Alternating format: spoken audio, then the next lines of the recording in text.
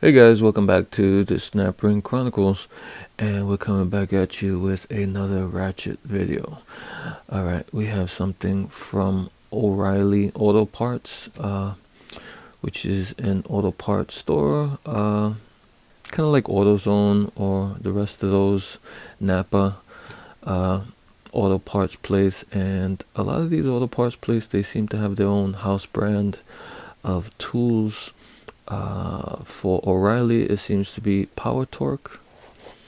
Here is a Power Torque half-inch ratchet. A lot of these companies, a lot of these auto part companies, they seem to be shopping Taiwan and Taiwan manufacturers for different designs and ratchets. Usually, Taiwan's decent quality, so a lot of these ratchets are pretty good ratchets, and in my opinion, coming from Taiwan. And the designs are they seem to be using different designs and shopping for different designs, and this one's a little bit different than the others also. This is a Power Torque. The SKU number, I guess, on this one, the model number is GM6151. This is, as I said, half-inch drive.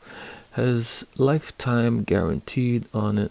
Sealed head ratchet is what they call it. Doesn't have the tooth count on this, but I counted and it's 72 teeth. And here is a little bit more information, and I guess the most important information would be made in and made in Taiwan. You see they're kind of smaller than the rest of the letters for some reason, and a little bit of Spanish for our Spanish speaking friends. And this is the hanger it comes with. I guess a lot of people have problems with these because it's kind of hard to get off for some people. What I do, just real quick, if you come across something like this, it says cut. So what I do is I cut the edges here, boom, boom, and boom.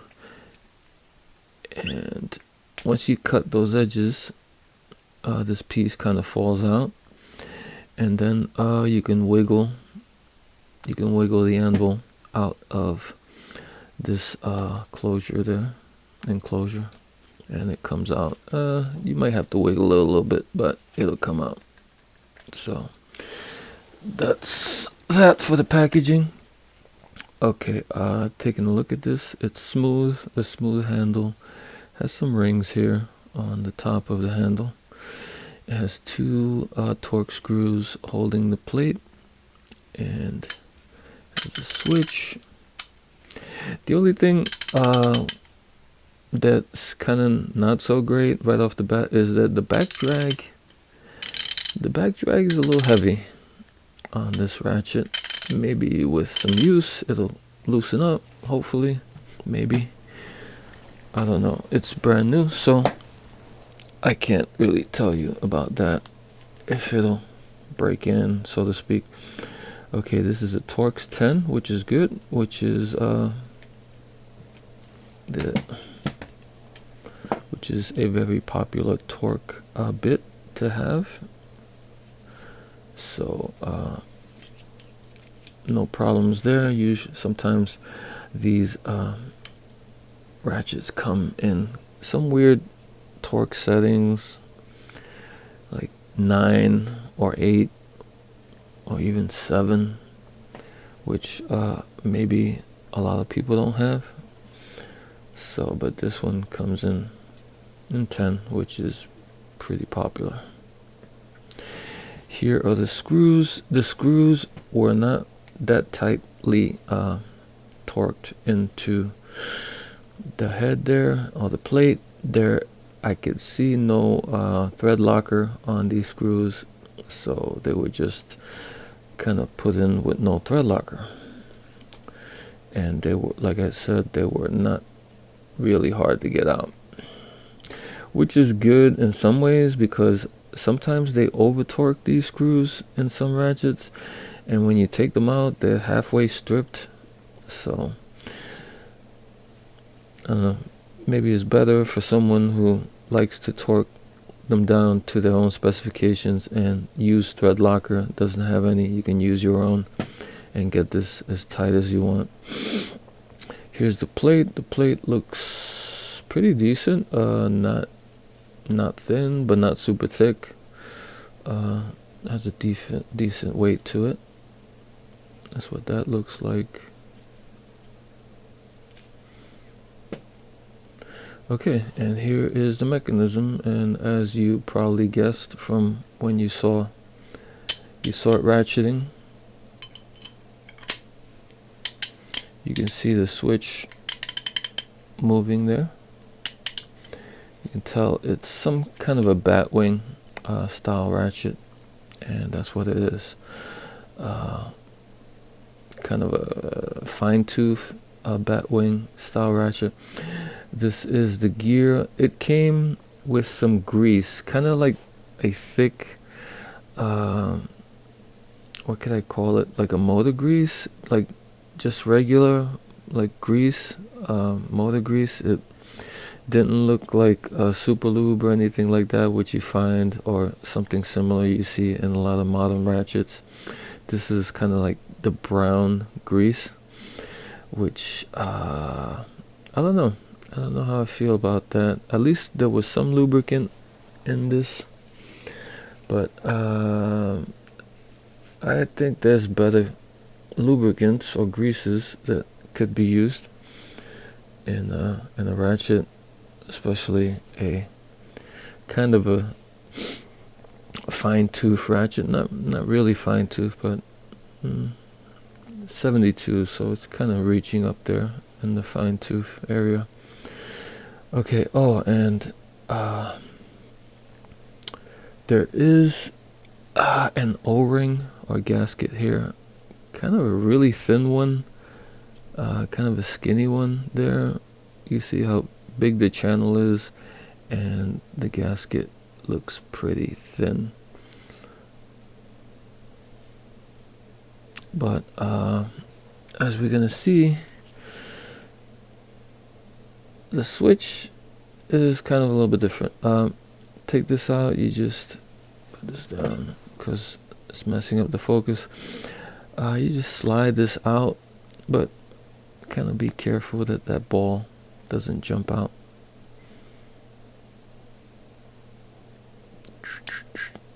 Okay. And here is the pawl. You see some of that brown grease there in the teeth of the pawl. This is under the side, kind of a thick, pretty thick, not too thick pawl. Has 4 teeth per side. On the back it has a rectangle, no, a square opening there, square hole for the switch to switch. And here is the switch. It has the square protrusion that goes into the hole there to switch the pawl. Funny thing here is there's no gasket or any seal on the switch side, which I thought they might have been, since the gear did have a O-ring on this gear side, on the anvil side. I was thinking, oh well, they probably have an O-ring or some gasket on the switch, and the switch does not. So there's only one seal on this ratchet coming from the anvil side. From the switch side, nothing. And that's the switch. And here's the ball that goes under the pawl. And here is the spring. The spring's kind of long, and it's got good tension on it. It's not a weak spring. So I think that might be why you're getting that back drag in the ratcheting, because this spring is pretty stout. Not super stout, but you can feel it's not really that slinky. Okay, now we take a look inside the mechanism, and it looks pretty good. The broaching looks decent. The machining looks okay. Still has probably some of that grease in there. You can see it in the corners there, that brownish grease, kind of thick. Maybe too thick for this. Maybe not too thick, but more thicker than I would like. I would go probably 72 teeth. I would go probably with a super lube, which seems a little bit less thick than what they used here.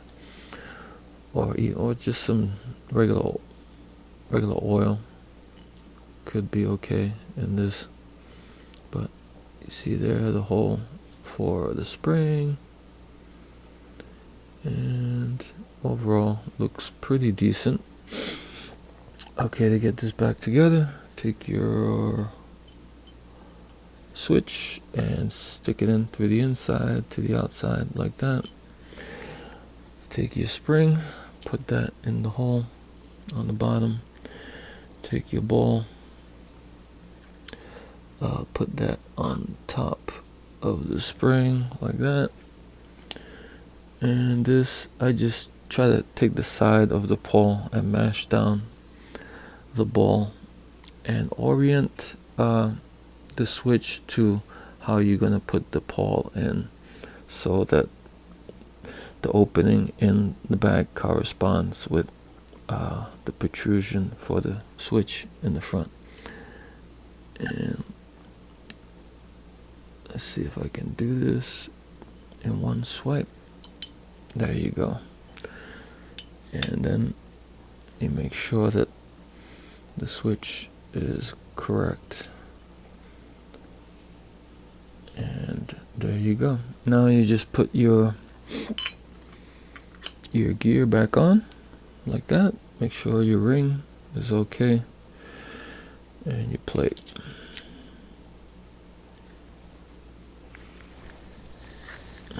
Now you take your screw, and if you prefer some sort of thread lock or Loctite, you can put that in.